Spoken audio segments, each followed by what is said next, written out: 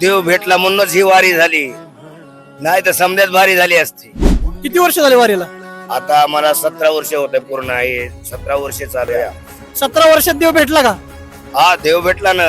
देव भेटला म्हणूनच ही वारी झाली, नाही तर समजाच भारी झाली असती. ही वारी फक्त ह्याच्यामुळेच भेटली. काय काय समाधान आहे वारीचं?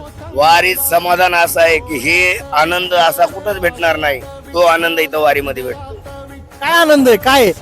आनंद म्हणजे काय, आता आपल्याला हे वारकरी जे आहेत आपले संत तुकाराम महाराज, ज्ञानेश्वर महाराज, सर्व संतांच्या वारकऱ्यांच्या आणि ह्या समजा आपल्या मित्रांच्या भेटी कुठं होत नाहीत, त्या इथं वारीमध्ये होत्या.